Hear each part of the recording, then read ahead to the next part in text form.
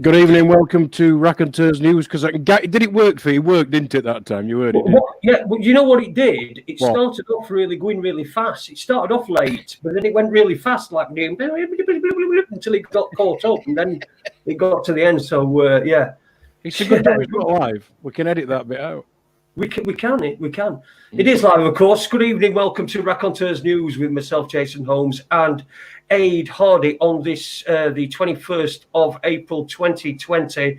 It's 29 years to the day since Sheffield Wednesday beat Manchester United in the League Cup final to be the last Sheffield team to win a trophy, an actual trophy, not a nearby thing. So that's not a dig at anybody. Good evening, Ade. How are you, mate? Have you had a good day in lockdown? Yeah, I'm good, mate. I've had to get a bit annoyed with one of my neighbours because he decided he was going to kick another neighbour's dog. So right, and it just happened to be the little dog that I look after. So he'd better watch it because otherwise he'll get his fucking window smashed in. Anyway, other than that, I'm fine, mate. I'm lovely. This is a lockdown. It's not affecting anybody at all mentally. I mean, we called it mental nuclear war yesterday. I think that's exactly what it is. Well, we've got our guest tonight. We're really looking forward to this. We've only got him for an hour tonight due to some child issues and things like that. They require his time a lot more than we do. So we're pleased to get an hour out of him tonight. So good evening, Mark Devlin. How are you, my friend? Hi, fellas. Well, I'm not great, to be honest. Not going to lie. I don't take kindly to being forcibly imprisoned in my own home. I've never been much of a one for martial law and house arrest and the taking away of my natural-born rights to freedom of movement. So I'm not great. I'll be great when all this bullshit that we're currently undergoing ends, if it ever does. But until then, I'm going to be someone that's under duress and a great deal of stress, as I am now. And I think I'm probably speaking for a lot of people in being honest about it like that. Yeah, it is. It's. I mean, for me, I've been like I was saying before, and I've been in house for nearly 2 years, just about. Apart from occasionally going out, and the occasion when I'd learned to walk on my new leg, and then my other leg decided to start messing about.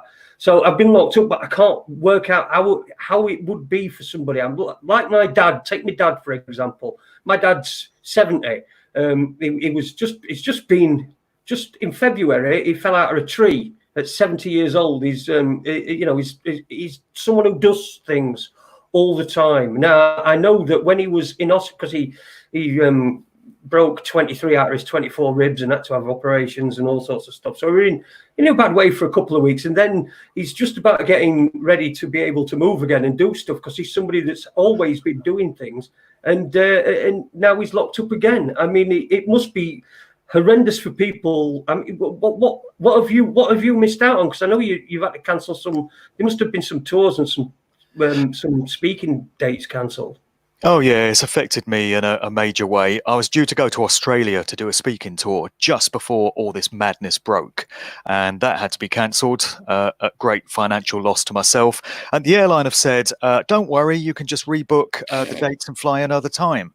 Well, that's no good when you don't know when these ridiculous restrictions are going to be lifted. And also, if what we hear about mandatory vaccinations having to be brought in before people can travel internationally again is true, then I'll never be getting on a plane again in my life. I'll be living out the rest of my days in England because I will not be taking a vaccination under any circumstances. I would rather die.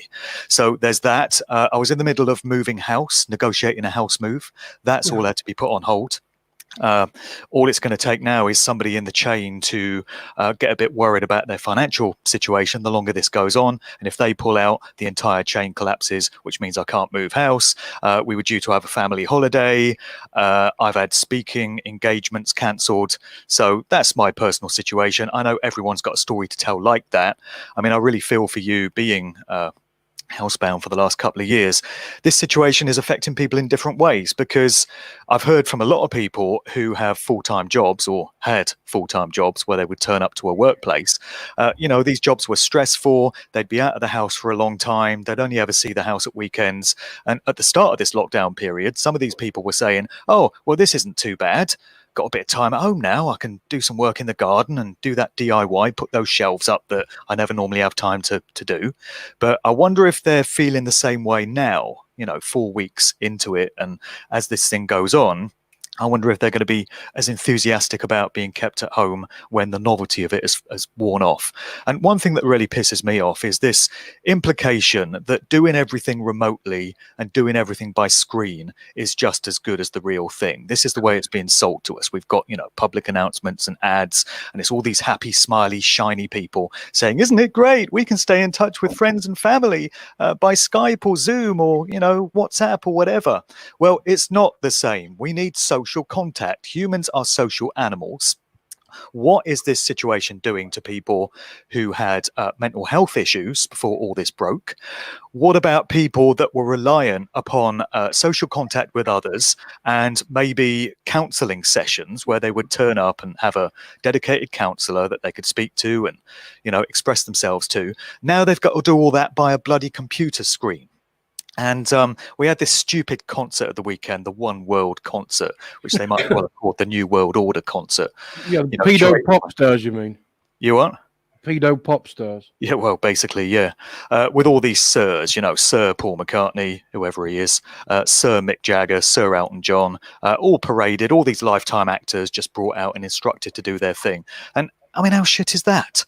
Just looking at a screen again and looking at these musicians supposedly performing from their living rooms.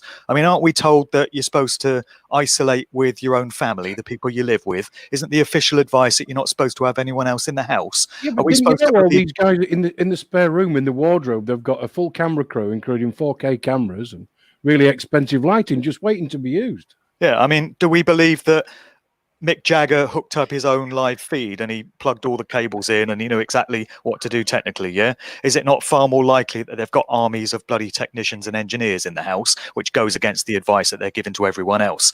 And, the implication is watching all these old farts performing from their living room on your bloody computer screen is just as good as being at a concert with 10,000 people with that vibe and that atmosphere and all the rest of it. When you've been cooped up in the house for 40 odd days, you've had no social contact with any of your friends and family, apart from the ones you live with, and all you've been doing is looking at a bloody screen. I mean, what could be more depressing than another night in the house looking at a bloody screen? It's not the same. And if this is the new reality that they're trying to push and they're trying to get us all used to, it's not a reality that I'm interested in being a part of.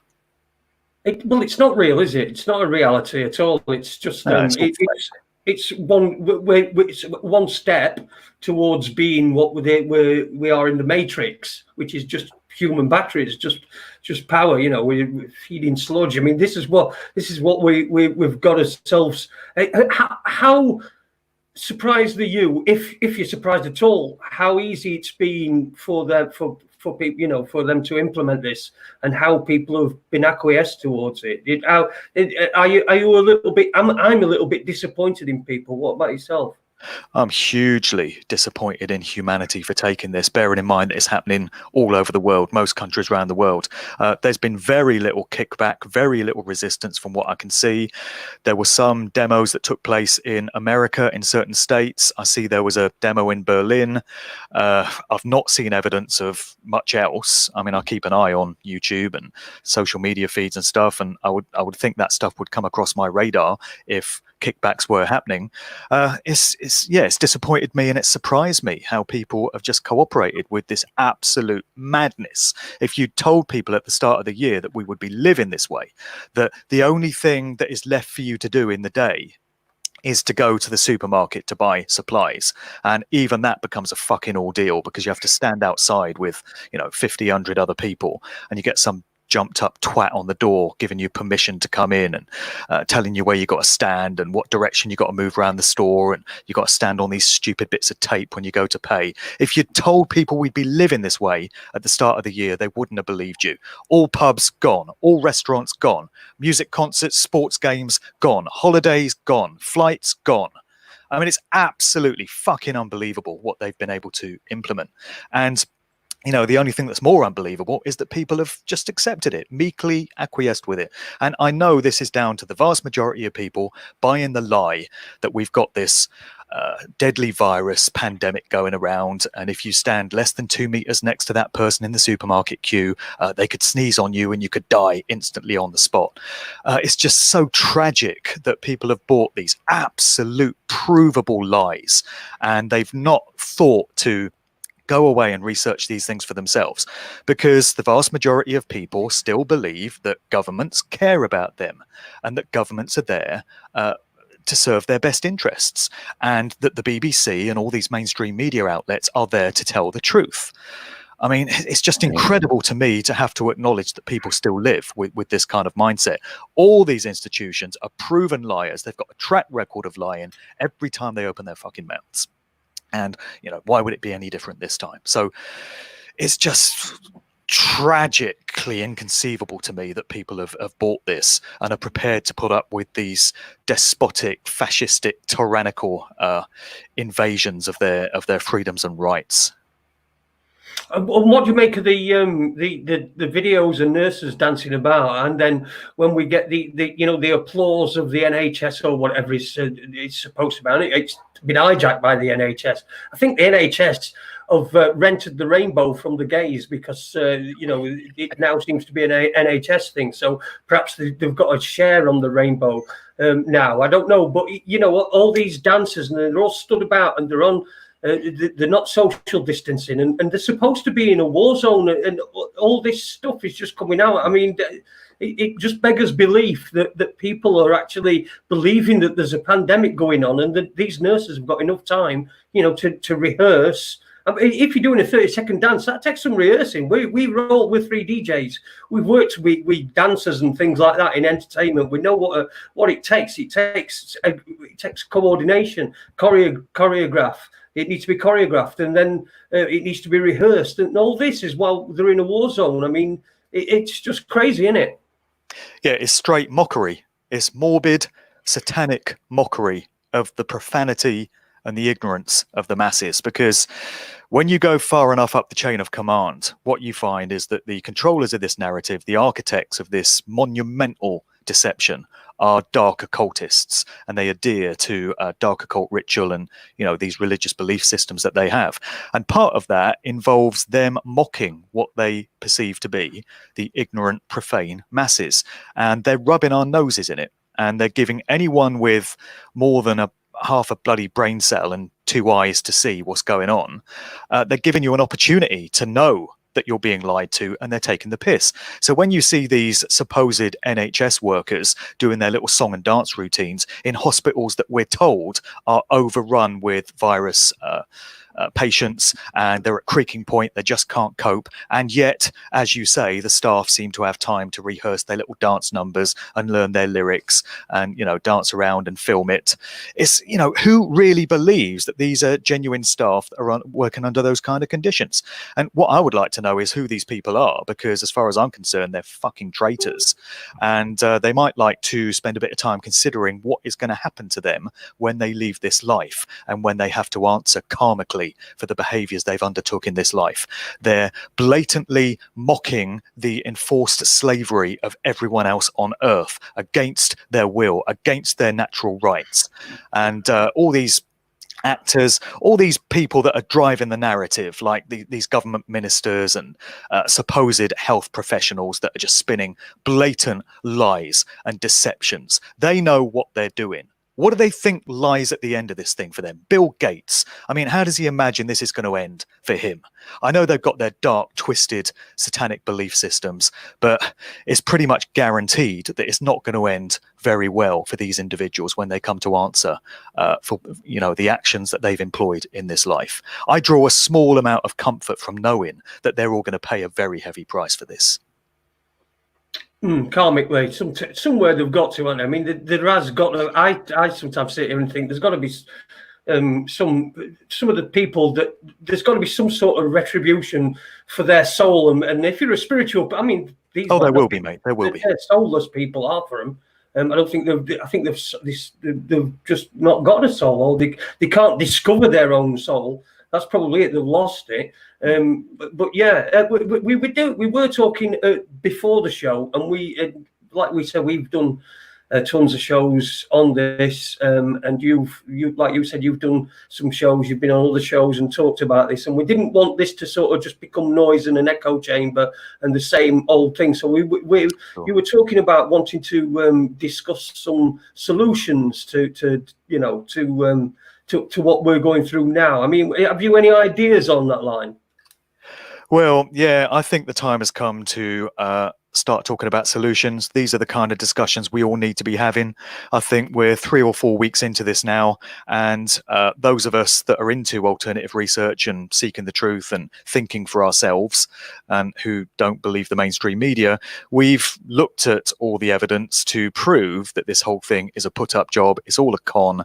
You know, we've heard from doctors like Andrew Kaufman and many others that have told us that viruses are not what the mainstream is telling us they are. They can't be passed from person to person. We know about Event 201, the simulation exercise that happened in October, a couple of months before this thing broke. We've got enough evidence to know, to be able to prove to anyone that this whole thing is a monumental scam and is being used to justify bringing in all kinds of draconian measures, New World Order master plans that they've wanted to introduce for so long. So the time has come now for us all to grow a pair and stand together shoulder to shoulder and formulate some strategies for resisting this. Because if we don't, the future that they've got in mind for us and our children doesn't bear thinking about. I've got kids and I'm not prepared to let them live in the nightmare scenario that is planned for all of us if we just sit around on our asses and do nothing. So yeah, we need to have discussions about what we can do to fight back. Now, it is not an easy question to answer. It's a very big question. I don't claim to have all the solutions. I have never placed that much value in demonstrations and, you know, taking it to the streets. But I think in this case, large numbers of people getting out there and making a very public display of the fact that they do not consent to having their freedoms and their rights taken away, and that we know this whole thing is a lie and we can prove it.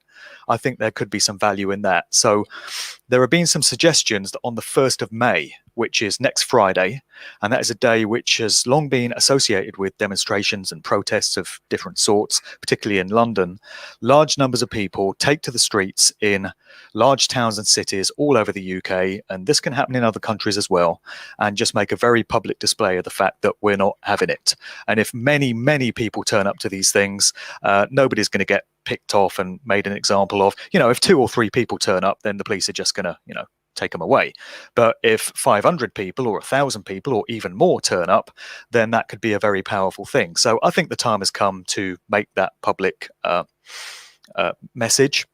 Then on top of that, another strategy, which is completely different, involves an area that I don't know if you guys have much knowledge of, but it's kind of connected to common law, the freeman of the land thing, I guess, and it involves serving notices of liability to these evil, sick motherfuckers that have been the architects of this whole thing, and sending them legal documents, or legal in the sense of you know, common law, natural law, universal law, and letting them know in no uncertain terms that they are going to be held accountable personally for the role that they've played in unrolling this tyranny. So I'm talking about government ministers need to get this. You know, this needs to go to Boris Johnson, Matt Hancock, Dominic Raab, Chris Whitty, the bloody medical expert, so-called, that they wheel out. Maybe even serve it to the Queen. Send it to Jacob Rothschild. You know, send it to the Director General of the BBC that have been perpetrating all these lies.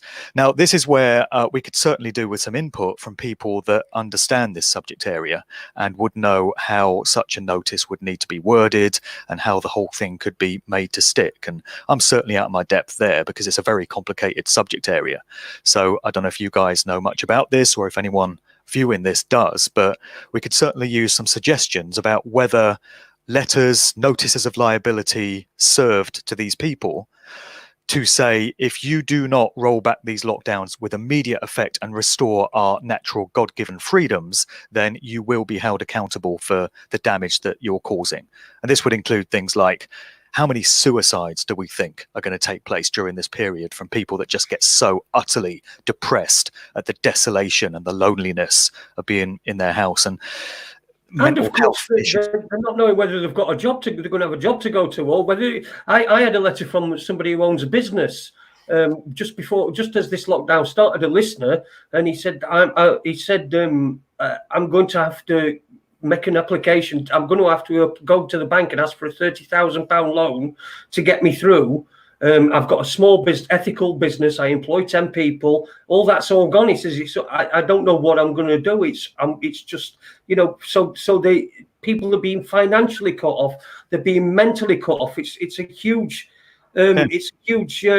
attack from all sides. And then the screens that you're watching, they're telling you also, they're forcing the way. If you don't want to know what the official line is, that they'll force that. It'll be on your Facebook. Something will come up on your Facebook, and it'll say, "This has been proven. It's fake. It's fake news," and you can't click on it to find out for yourself. You just you click on the thing, and it tells you why, and it's usually some nonsense. Isn't it just insane that you can post a video on YouTube debunking the official narrative of this COVID-19 bullshit and presenting evidence to show how the whole thing is a lie, factual, documentary evidence, and YouTube will still put up a banner underneath saying COVID-19, get the latest news and information, as if anyone that's gone to your video to get the alternative view is going to go, oh, well, let's just see what the official line is on it. It's absolutely insane. I mean, I know it's done by AI bots that just place the bloody thing there, but it's completely ridiculous. And, people are being separated from their relatives. So a lot of elderly people we hear are being hospitalized, and we're told they've got to be quarantined off from everyone else. And, people's elderly parents are dying in these quarantine centers or these hospitals, and their sons and daughters are not allowed to go and see them and say goodbye for a final time. It's just intense cruelty and inhumanity, and again, there's going to be a heavy price to pay for all this. The one that really struck me, Mark, was people who have got some kind of lung or breathing disorder, and being around Sheffield, as Jason and I both are, there's a lot of mining areas, so there's a lot of people got breathing difficulties, that sort of thing. But what the doctors were telling us was that these patients were going to hospital and they were putting them on a COVID ward because they'd got a lung complaint. Now, surely, if this thing was real and these people could actually catch this, and it is a lung disorder, they're probably the most endangered people in the world to be near somebody who's got it, let alone be put on the same bloody ward. It's a bit like a girl who's just had an abortion being in the next bed as a woman who's just had a baby and another one who's just lost her baby. It's just insanity. It's just another reason why the whole thing is completely ridiculous. Yeah. And we're told that, a vaccine is going to be the cure to this, and we're not going to be able to go back to full normality until a vaccine comes along, with Bill Gates behind it. Surprise, surprise. He's bloody everywhere in this. But, when you speak to alternative health practitioners, those that aren't on the payroll of the big pharmaceutical corporations, they'll all tell you that the key to maintaining good health is maintaining a good immune system, a balanced immune system, and what sort of things contribute to an immune system that sees off diseases and ailments as they come along if it's fired up properly. Well, exposure to sunlight would be one, vitamin D from the sun and fresh air, and what are we all being told? Stay inside, save lives, even though I see people are getting out in the sun, and so they should, and thankfully people are defying these ridiculous rulings to a certain extent. And then another thing that compromises the immune system and causes it to suffer and not be able to function properly is stress and anxiety and worry and being kept in a fear-based state.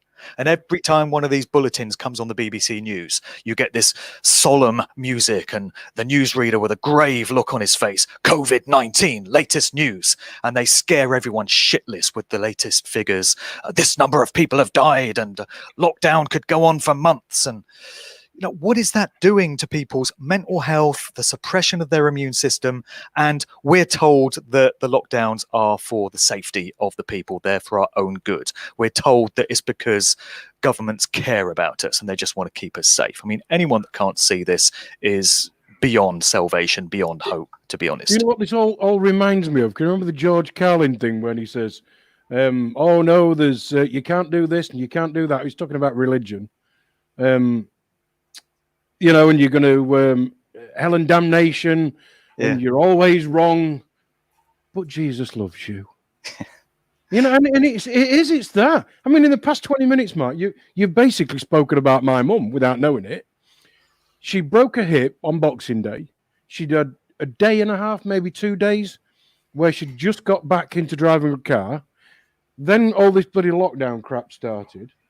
Now, my mum, my God, she might be 80, but you can't keep her indoors. She is and I mean always, 5-6 nights a week, 4-5 afternoons a week, and at least 3 mornings a week.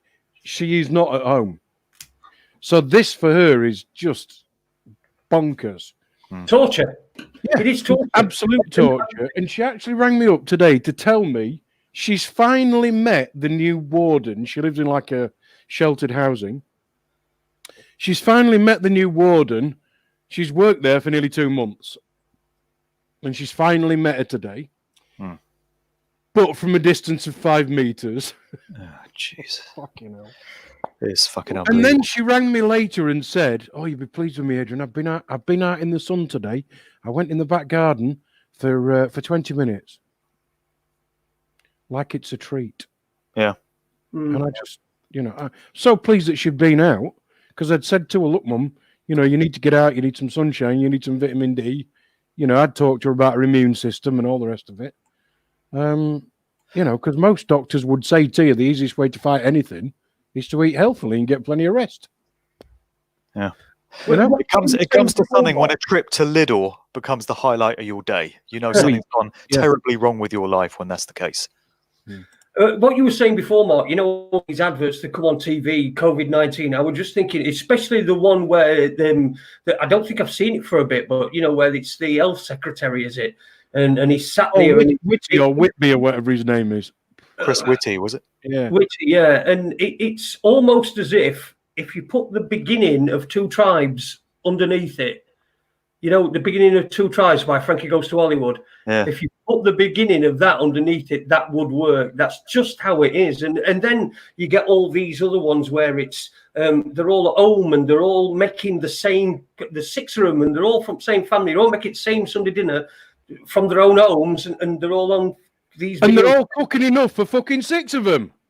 Yeah. And we're supposed to think that's just great, that we can see our friends and family in the corner of a computer screen. And here's another thing. All these commercials that we now have saying stay at home, save lives, and don't worry, we can all connect via Skype and you can still see your friends and family. And you've got all these smiling actors waving at each other on the screen. I mean, for a start, where's the social distancing there when they had to go to a studio to record it?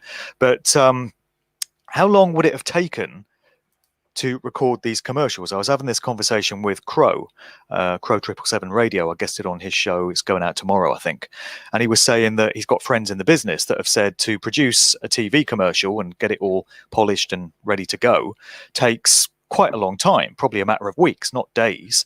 And these have got out very quickly. And one thing that occurred to me is how quickly all the supermarket chains got all their signage up.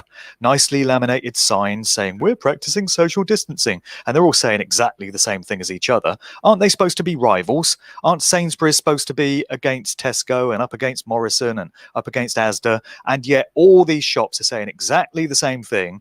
They're all telling you to go around the shop in a certain way and stand on bits of tape and social safe distance and all this. They've got these perspex screens fitted to the checkouts that fit just perfectly.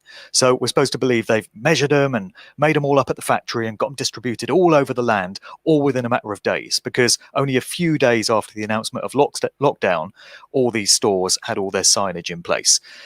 Or is it more likely that the CEOs and the higher ups in these companies knew damn well that this was coming down the pike? Why? Because they would have been sitting on the board of the likes of the Bilderberg Group and all these other social engineering think tanks that get together every year to discuss how they're going to screw and shaft the rest of us. And we can be pretty bloody clear on what was top of the agenda at the 2019 meetings now, can't we? Yeah. Yeah, we certainly can. And we've got a question from chat room. Can you see the chat room, Mark? Let's have a look. Where would that be? It should be a... I find it comes in rows. Oh, that's from Ade. Where's the chat room? If you just where it says private chat, next to it, there's a tab that says live comments. Oh yeah, okay. Tap that and they'll all come up. Oh yeah, I see the comments. What does Mark make of the charity appeal avalanche that is flooding all forms of media? Yeah, that's just sick, isn't it? It's more mockery. It's more rubbing our noses in it. Here we all are, cooped up in our houses, under duress, and most people have lost their livelihoods, I would say, or a great number have. I've lost my job. I had a driving job, private hire. I used to drive people to and from airports. That's gone. I won't be getting that back. So, and how many small business owners that had pubs or restaurants or small shops or whatever, they're not going to be opening again. They're just not going to be able to afford to stay in business. And what are they going to make of a message coming on the TV saying, please give to the NHS, please give what you can, dig deep. You know, every time a situation like this comes along, we have these appeals to charity, always pushed through the BBC. I see they've got some bloody stupid telethon thing happening on Friday where they've got, you know, Davina McCall and Paddy McGuinness and God knows who else coming along and acting all jolly and happy as if everything's fine in the world. Yeah, it's just sick. It's just making a mockery of our situation. And again, anyone that falls for it, people going outside 8 o'clock on a Thursday clapping for the NHS. What good do you really think that's doing? First of all, they can't hear you. Secondly, we're told we've got a safe distance and stay inside, and yet it's okay for everyone to go outside at the same time on a Thursday at 8 o'clock and clap. So they're just mocking our ignorance. Well, not us, not guys like us, but the ignorance of the general public that buy everything the BBC tells them to buy. I'm just fucking sick of it. I've had enough. Well. Anyway, listen, it's half an hour gone. We've got you for another half an hour, so we're going to try to get the most out of you we can. We can see you wound up, and we all are really. I mean, this is what's still, particularly when you know it's bollocks. I mean, it must be. Yeah. That's the frustrating thing. It's all based on lies, all of it, and we know it's lies.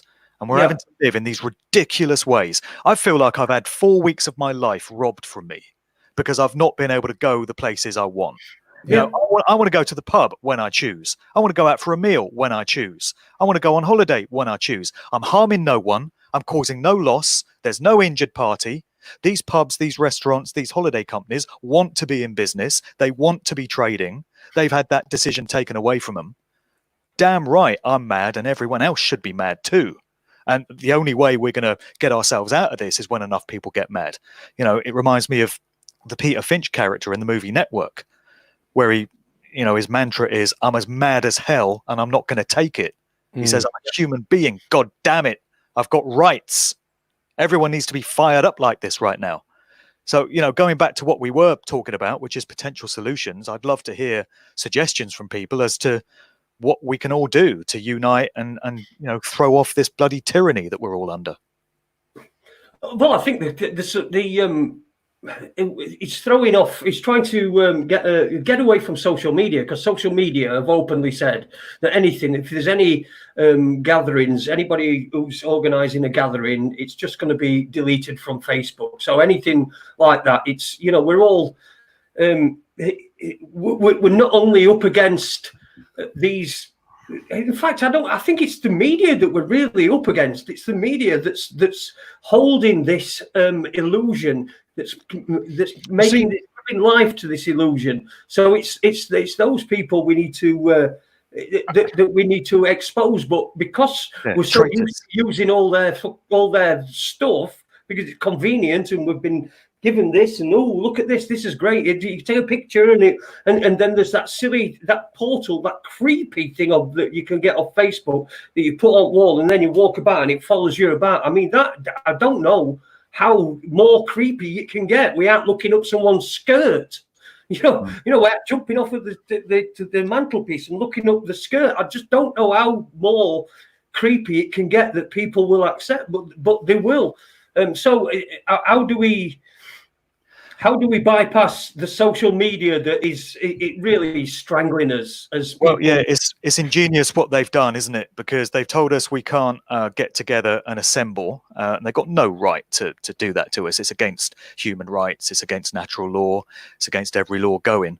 And the only way that we can communicate now is electronically via social media or via Skype or whatever. And all these things are monitored and controlled. Of course they are. They're all surveilled. I just want to address a comment or a question that somebody put in the chat there. I've lost the question for now, but they were asking about the situation in the courts in Ireland. So I posted a video earlier today, John Waters and Gemma O'Doherty emerging from the High Court in Dublin. I don't know if you guys saw this, but evidently these people are taking some kind of court action out against the corrupt government of Ireland, and they were on the steps of the courthouse earlier today delivering a very emotional speech with a supportive crowd. And I saw the video and it almost moved me to tears, because this is what standing up for your rights looks like. This is what dignity and self-respect and freedom looks like. And I made the comment on my Facebook that the UK needs legal experts of the same ilk as these two to enact something similar here. I'm quite surprised, actually, that unless I've missed it, there's not been any kind of court action, legal action of any kind launched by somebody in the UK. Like I say, unless I've missed it. And maybe you guys have had people on the show that specialize in this kind of area. I don't know if anyone springs to mind in terms of who might be able to advise what we can do by way of going through the courts to remove this tyranny. Well, the courts in Ireland must be open, which is something that they're not here. The courts are not. And my wife's job means that she has to be in court often, and she's been in court over Skype, so she has to make a declaration that there's nobody else in room, and then she can give her evidence. To see that there's actually a building, a high court that's open, and I did see that with Gemma O'Doherty. I don't know, who was it? Did she do it with? Did she do it with John Waters? I don't know who he is, but she was together with him. I've never heard of him. I've heard of Gemma O'Doherty. I mean, she's one feisty lass, isn't she? I mean, she run for Prime Minister. She ran in elections anyway, in Irish elections, I think, against somebody. So people doing things. I don't know. We need people like that here in England. Where are these people? I mean, I don't know enough about that subject area, but there's got to be. Did you post a video today? Because if you have, Mark, it's not on your YouTube, which somehow I've managed to get unsubscribed from, by the way, without me unsubscribing. Right. No, I posted it to my Facebook. Ah, right. Okay. Yeah. So yeah, I mean, solutions. Fight back.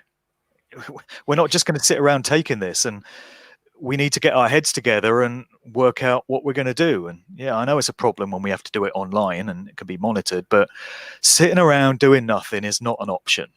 I didn't bring my kids into the world to live in bloody 1984 meets Brave New World meets Blade Runner meets Logan's Run meets THX 1138. I just didn't do it. Completely. Well, none of us did, would we? I mean, I'm in the situation where my daughter's 22 now, so she's, in fact, she's 23 next month. So she's, with having me as a dad means that whether she listens to it or not, she does hear it. The things that I say and the things that I have been saying, and so I think that she's at least a little bit prepared for what may happen. She is working at the moment. See, this is what I talk about, not clapping for people, and look, instead of clapping, why don't you just, if they doubled the wages, doubled the pay of people that, nurses, I mean, they deserve it anyway. Right, double the pay, apart from the ones that are in the videos, and then you'll find that there aren't none that get sacked because there weren't no actual nurses in any of these videos, probably. But we need whistleblowers. We need people to come forward, and we need people to. Well, it's starting to happen, isn't it? There's a few doctors breaking ranks. I mean, in a couple of weeks ago, it was just a few lone voices that were coming out and saying viruses aren't what we think they are. And I've noticed that every day now there's a small trickle of doctors that are coming forward. They've obviously had enough. They obviously can't keep silent anymore. Maybe they've been financially destroyed by this whole thing, so they feel they've got nothing to lose. But these doctors are coming forward and they're all saying the same thing, that you can't catch a virus the way we're told you can. They're clearly fiddling the figures when it comes to the number of so-called COVID-19 cases and deaths. They're putting on death certificates that these people tested positive for COVID-19, whatever they die of, and that's getting recorded on the death statistics, and it's getting broadcast on the BBC Evening News to create this scary idea that this pandemic is out of control. There's whistleblowers that have come forward to prove that that is happening, people that work in hospitals and such. We've had videos from people showing hospitals are empty, A&E wards, there's just nobody in there, and we're told these hospitals are overrun. There does seem to be something going on. People do seem to be dying of something, because, yeah. Sorry, I just wanted to, because I know I don't want to kind of get too far away from what I found, because you're asking about dates and satanics and when things are supposed to happen. Yeah. So I just happened to put in May the 1st. Right. Before that, it goes on about the satanic calendar, but it says because you were talking about May the 1st, seeing if people are actually going to start and get together. Yeah. I'm just reading this out, and I've not read it, so this may sound a little bit wooden. April 30th to May the 1st, the evil festival dates of those that work in the dark and are controlled by darkness are April the 30th to May the 6th. Yeah. The most powerful dates are April 30th and May the 1st. It is called Beltane Festival. Yep. Which is all about Baal, and the practices of Jezebel and all the witchcrafty stuff. So, I think the 30th of April or the 1st of May would be a brilliant day to do it. So all we need to do set the satanic vibes with some positivity, right?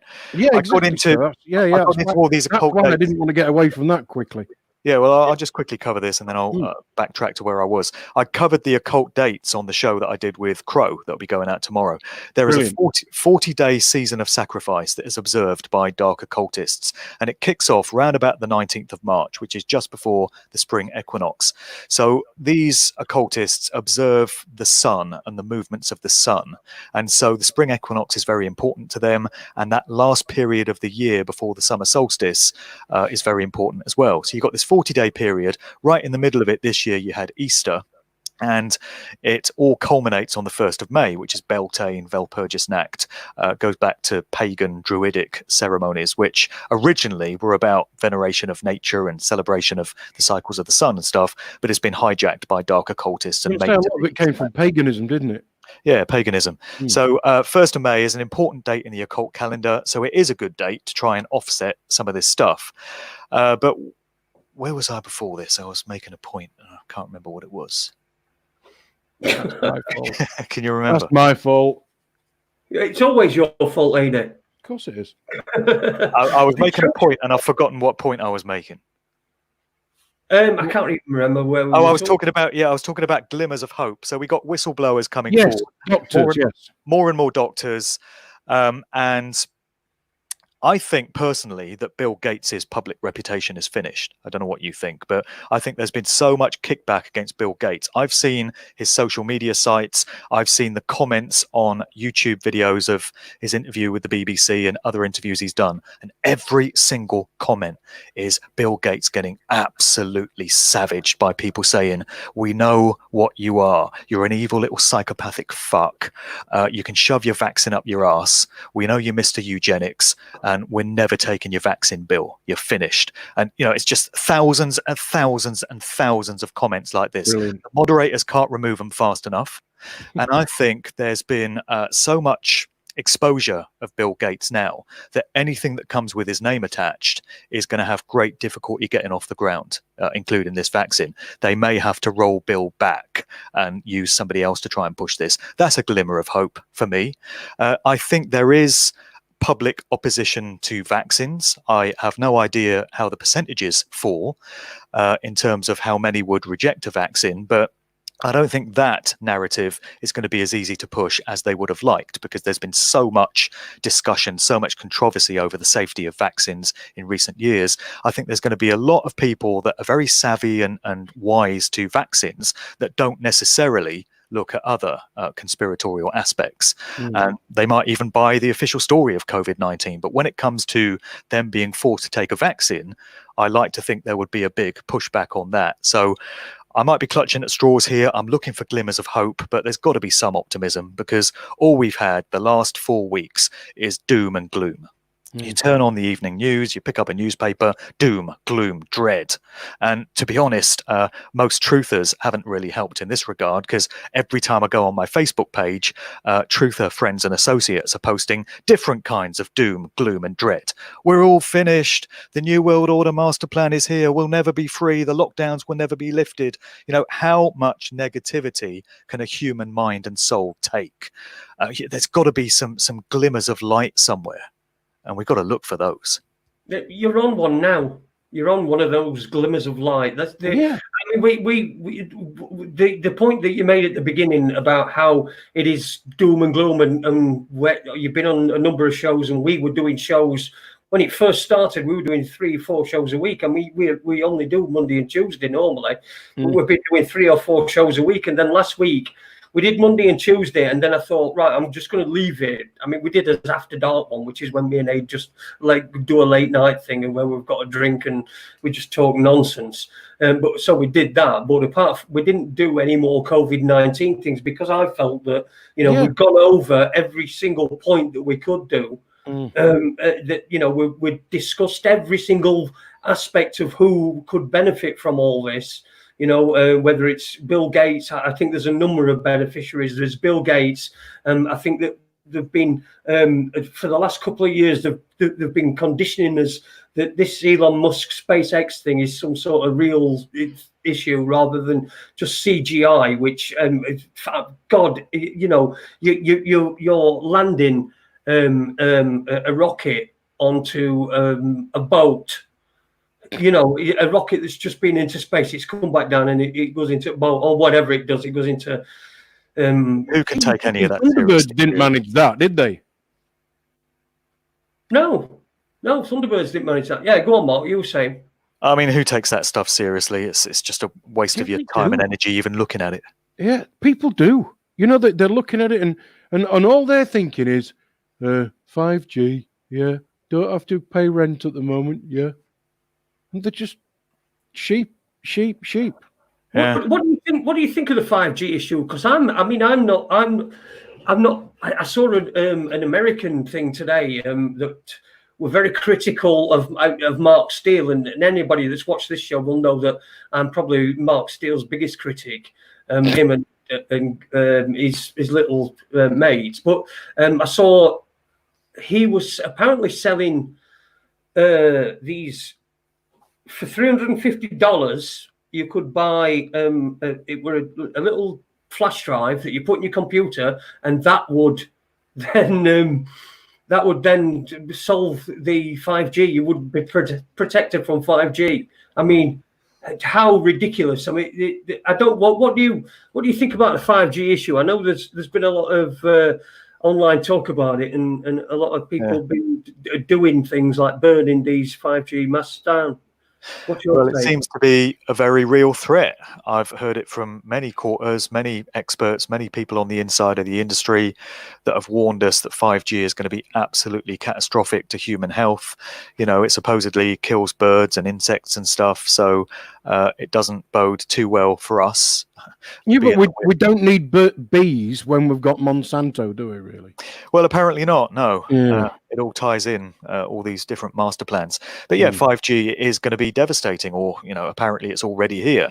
And people have been making the connection between the COVID-19 thing and 5G.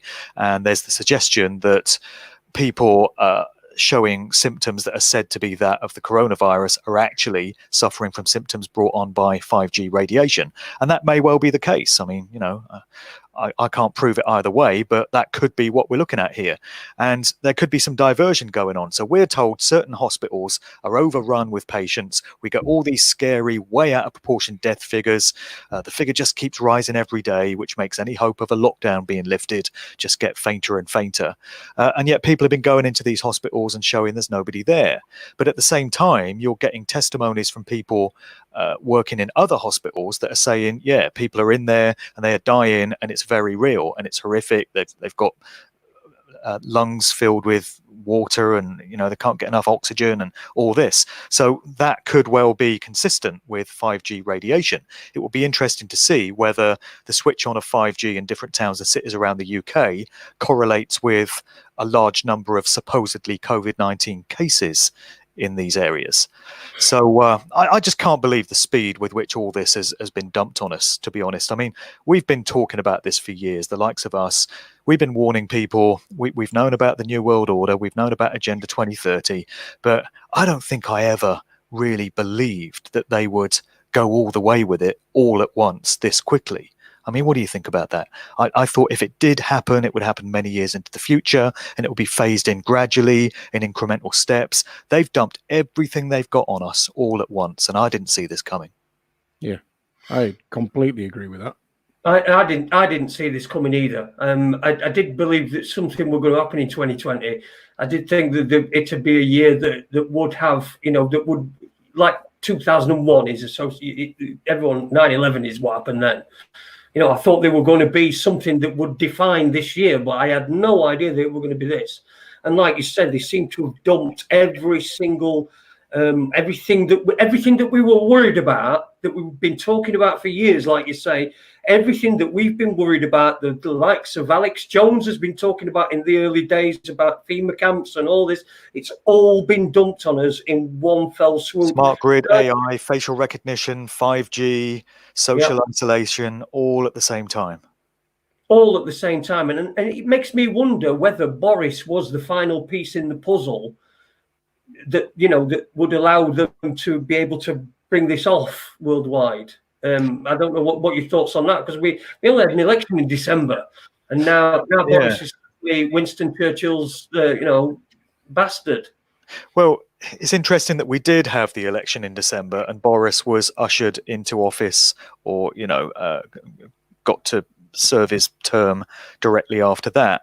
Because if you think back to 2001, 9/11, which was obviously known to be coming, you had Boy Bush Jr., that was brought into office the year before, ready to preside over that event. And then less than 9 months, wasn't it? Yeah. Yeah, and then in the UK, Tony Blair had just got his second term, his second Labour victory. So you had Bush and Blair in place as the figureheads for the UK and the US for this event that was known to be coming. So you got to wonder whether there was some skullduggery to make sure Boris was in office for this one. But then again, I mean, we can only speculate on this, but the situation with Boris supposedly contracting this coronavirus, who really believes that he did? One suggestion is that maybe he wasn't being as cooperative as those above him would have liked him to have been. There's talk of him, resisting putting the UK on lockdown until the last minute, until he had no choice. And people have said, oh, he was irresponsible, he should have done it sooner. What if he wasn't playing ball fully with the agenda and he was forced off the scene for a while and reminded of his place? Like I say, I'm only speculating. I'm not saying this is definitely the case, but it's something worth considering, isn't it? Mm. Yeah, of course it is. Absolutely, yeah. And there's also the London Olympics thing as well, where it depicts Boris in a hospital bed with having a cough. Yeah, the London Olympics 2012 opening ceremony. Yeah. People have said that one of the characters in a hospital bed resembles Boris. That whole thing was just so creepy and so unsettling. But you did have a load of kids in hospital beds, which could have been a foreshadowing of what was known to be coming. If that was the case, then 8 years ago, at least, they knew that this stunt was going to get pulled. And another thing worth mentioning is Madonna's performance at the 2019 Eurovision Song Contest, May last year. So this event used to be all sort of cheesy and crap and naff, but in recent years that's become very satanic and very dark and full of ritualistic stuff, just like all the other music shows. And Madonna did a show last year, did a performance. She's got her patch over one eye, which is her Madam X persona, and she does this song surrounded by dancers that are all wearing gas masks. Go figure. And in the song, the lyrics go, "Not everybody here is going to make it. Not everybody's coming to the future." And then she turns around and blows, and you hear this sound like the wind, and all these dancers in gas masks fall down as if they've been struck by, oh, I don't know, some deadly virus maybe. And then Madonna releases her album titled Madam X right around that time. And on the back of the album sleeve, you've got her typing away at a typewriter. And would you care to hazard a guess at the brand of the typewriter? The first name is Smith. Smith Corona. No way. Okay. So there's the word Corona right there. And then you've got this nonsense early on in this narrative. Tom Hanks and his wife apparently are stranded in Australia when they both go down with the virus. And Tom's making all these, tweets telling his fans how they are. And he mentions that he's played bridge with his wife and she's beat him by 201 points, as in event 201. And then he talks about this typewriter that he's got with him. Apparently he collects typewriters, and he makes a lot of the fact that he's got this Smith Corona typewriter. So there we are again with more mockery. You know, these sick fucks are just laughing at our ignorance. If you remember, back at the beginning of, before this really all kicked off, when McDonald's was still open, they had an advert on that was "This is the rhythm of the night," which is a Corona track from the 90s. Right. Because it was just when this was starting, and I thought to myself, well, there you go, Corona, rhythm of the night. This is the rhythm of the night, and that was their advert. Yeah. It was a slow version. Someone just singing it. This is the rhythm, but it was definitely there. So yeah. Mark, there's 3 things I wanted to ask you because I'm aware that you need to shoot off shortly. I can hang on for another 10 minutes, guys. Okay. I'll just give you them all together because you can think about the first one. We've kind of got into the habit of we've got a Deadpool, and we just wondered who you wanted yours to be. So before you disappear, tell us who you want your Deadpool person to be. Not who you want to die, just who you think might do. Yeah, it's not who you want to die. Okay, I had visions of big enough piece of Bill paper. Gates' head on a spike there, but taking that away from me. No, it's who you think might die. What, celebrities? Well, yeah. Somebody who we'd know, rather than me Auntie Ethel, who's 143 in June. Well, I had Super Leeds sent me a text today and said that it was surprised that Ade didn't suggest him. Not Leeds. Yeah, Super Leeds. Yeah, he's one of our listeners who's been listening from the beginning. He's a good lad. He's a top lad. But that's a question for you just to have a think about, Mark. Well, yeah, I mean, nobody springs to mind straight away. But okay, well, let me go on to the next one then. Loads of people have, including myself, seen your famous rant from last week. Yeah. Do you want to kind of tell people how you kind of got to that point? Because I'm with you. About 10 days ago, I said to Jason, he went, "How are you, mate?" I went, "Do you know, I'm fucking pissed off because all these knobheads being knobheads has never really affected me before, but now it fucking is doing." Exactly. Exactly. And then we got your rant, and quite a few people in the chat room have mentioned that. You used to be able to opt out of idiocy. Yes. You used to be able to stay outside of all the stupid sheep-like behaviours of everyone else. You could just laugh at them and think, "Oh, I'm not acting that way. I'm not buying into that. I'm living freely, thanks. I'm doing my own thing. Yeah, I'm doing what everyone else does." But now you have no fucking choice, like you say.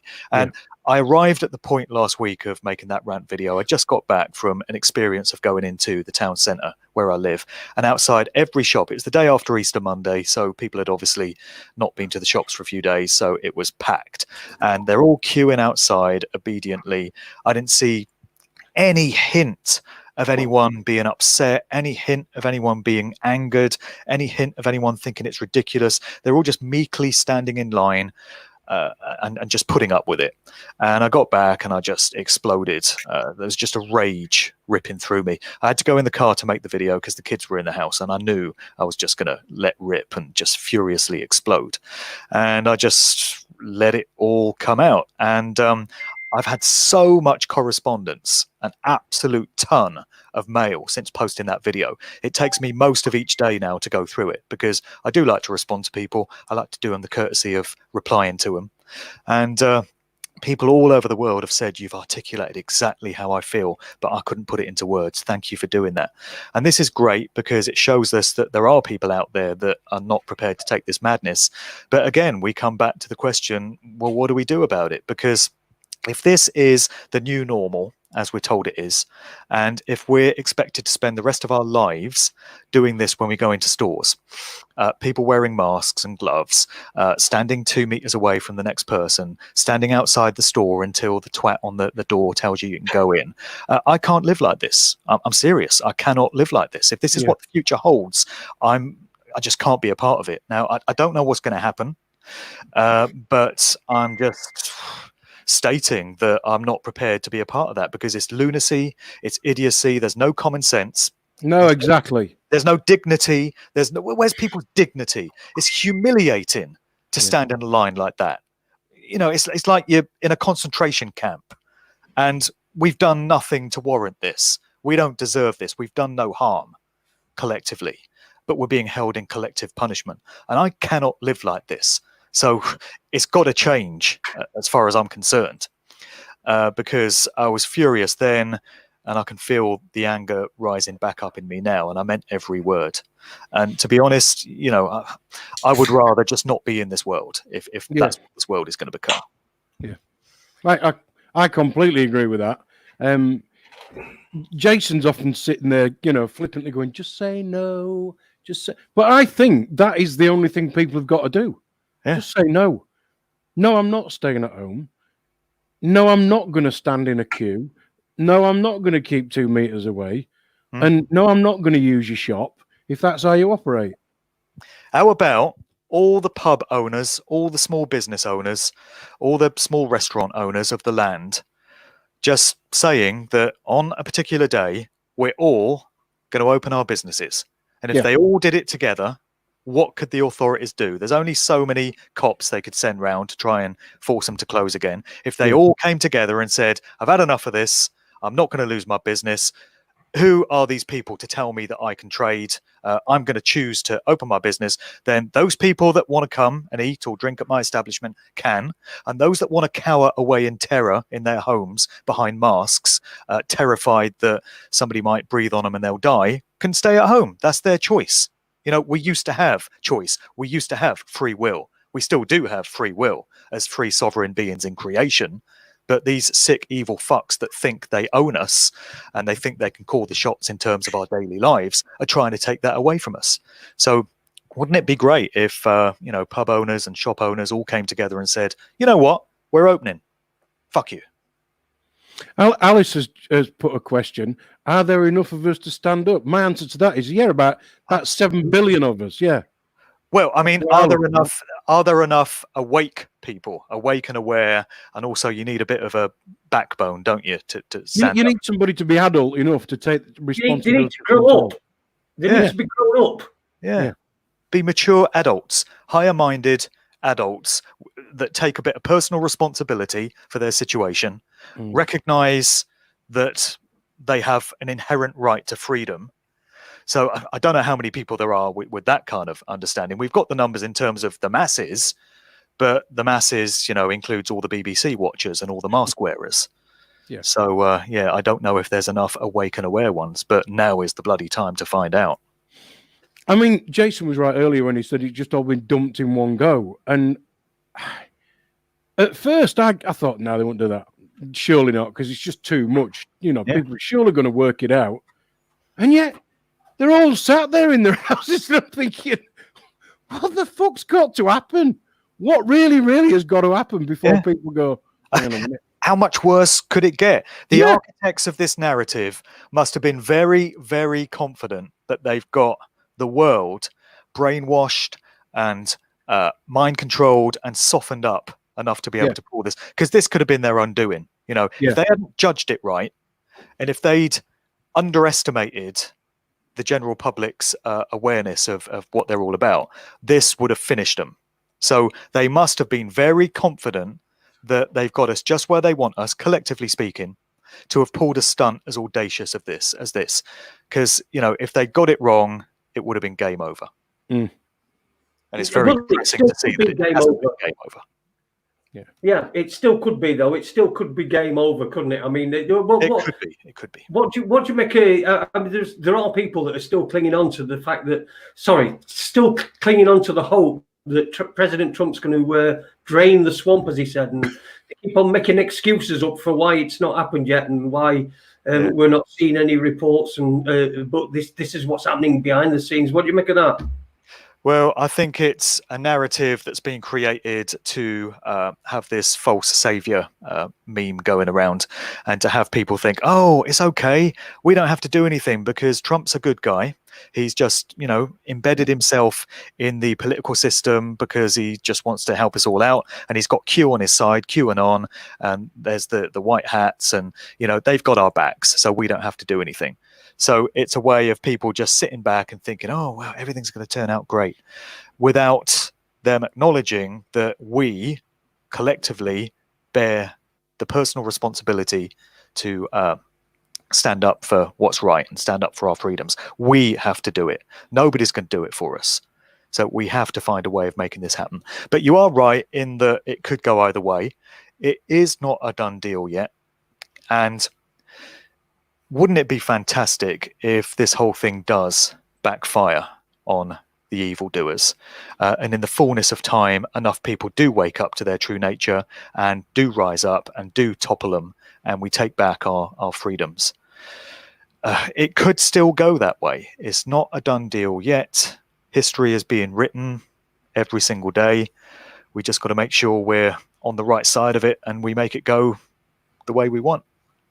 But as Mussolini famously said, blood alone moves the wheels of history. What's your reckoning?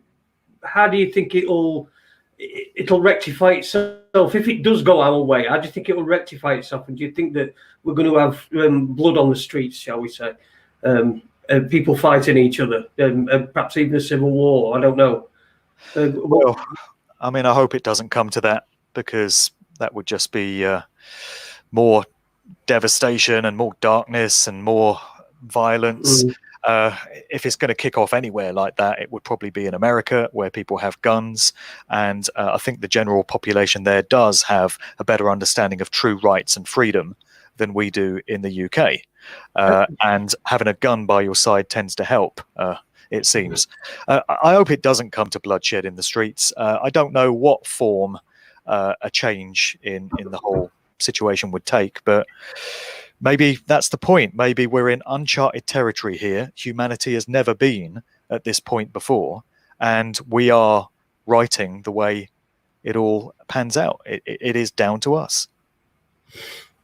Yeah, completely down to us. Completely down to us. Mark, I don't know how long you've got left. Can I just hit Mark with my just final question that I wanted to ask? Sure. And when we did when I pulled those dates up and you said, oh, we're doing a show and it's got all those dates in it, can you just tell us exactly what that is, when we can hear it and where we can find it? Yeah, well, that's going out tomorrow on Crow 777 Radio. So this is the researcher known as Crow and his co-host Jason Lindgren. It's at crow777radio.com. And the first hour of the show is free to everyone, and he puts that up on YouTube. And then the second hour is just for subscribers, and that's where we go very deep, and it's uncensored, and we say anything that needs to be said. So I went into all that stuff on the show. That'll be going out tomorrow. So if people go to crow777radio.com and then catch the first hour there. Cool. Well, you can subscribe to us as well, by the way. Yeah, yeah. No, Raconteurs news, yeah.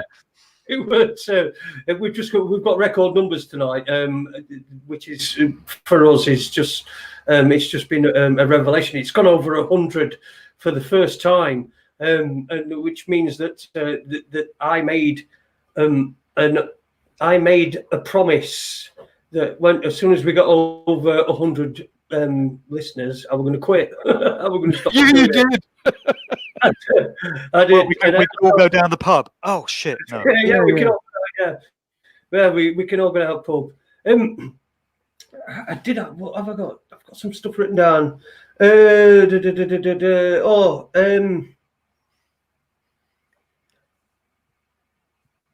think we've just about covered everything. Okay. Shall I just go in the live chat and pick one more question if there's? Yeah, go on. Fine. Just if you've got a Deadpool to give us, that would be good. Deadpool, well, Ringo Starr's not going to stick around forever, is he? There you go. That's not a bad shout, actually. Write that down. And a Corona is like a ring. It's a kind of ring. See, I went for Simon Cowell. I mean, Paul McCartney's going to last forever, but Simon Cowell. No, I think Simon Cowell's too much of an asset, isn't he? Well, I don't know. If you look at him at the minute, I think he's got cancer. He's also got that very, I don't know, humble. Yeah, he's got kind of an aged humbleness about him that only people who know they've not got long to live get. Okay. Well, we'll keep an eye on that one. Yeah. That was just my thought. Super Leeds has changed his, because you were coming on tonight, Mark. He changed this to Fall McCartney. Yeah, so, fall. Yeah. Pride comes before a fall. Yeah. There you go. He'd probably be a coronavirus. So we're going to put you down for Ringo Starr then, are we? Yeah, put Ringo Starr down. Why not? By the way, the winner gets their probably nothing. A raccoon hand puppet for raccoons. all our people that watch us are raccoons. So there we go. A raccoon hand puppet for the winner there of that. So Mark has gone for Ringo Starr. Yeah, why not? I was looking for a question there, but most of the comments seem to be, comments rather than questions. So yeah, it's weird because sometimes, Mark, we get genuinely, good questions. And other times it's like everybody else in our virtual pub, if you like, is completely ignoring us three and just doing their own thing. All right, well, I better dive off now, fellas, but thank you for having me on. I've enjoyed it. I think it's been a very worthwhile show. And I mean, like I've said so many times this evening, the time has come to just stand up to this and find some ways of fighting back. I think be adult is the thing, isn't it? We don't want to sit here talking about the problems week after week, do we? No. We know what the problems are. Let's do something about it now. Yeah, it's time to show us how big your balls are, basically, people. That's what it is. Get out there and do it. Yeah, that's right. Yeah. Well, thanks, Mark. Thanks for coming on. Thanks for giving us an hour and 13 minutes of your time, your precious time. Just tell people what you're doing next. Are you got any shows coming up, or are you going to be doing any your DJ shows and stuff like that? Well, I mean, I was supposed to be doing loads of speaking engagements and gigs and stuff, and everything's cancelled. Everything for 2020 is cancelled. I thought I would use this lockdown time to start writing the next book. So the plan was to start work on Musical Truth Volume 3, because I've got a ton of notes, but I find I just can't concentrate. I just can't knuckle down and put this situation out of my mind and concentrate on anything. Yeah. So it's not going too well. That's the next project for me. But for as long as all this is going on, then I just find it very hard to focus. So other than that, I'm putting up videos of shows that I do and my rants and stuff on my YouTube channel, youtube.com/Mark Devlin TV, and everything else is at markdevlin.co.uk. I've just put out a new book, which is a novel. It's called The Cause and the Cure, and it's like an allegorical, symbolic novel set in Oxford in 1990, and it's full of coded layers. So that's on Amazon if anyone wants to get that, or if they want to reach out to me, I've got copies here. So that's about where I'm at the moment. Brilliant. Well, thanks, Mark. Thanks for coming along. We really appreciate it. Like I said, we've had record numbers tonight. We're only a very small little operation here, and I know that people are after your time all the time. So thanks for coming on. Thanks for making the time. including my wife. Yeah. Thanks to your wife and kids for putting up with Raconteurs News, Mark. Yeah, I better get back to them now. All right, cheers, guys. All the best. Thanks. Thanks a Bye-bye. lot, Mark. Cheers. Bye-bye. Bye.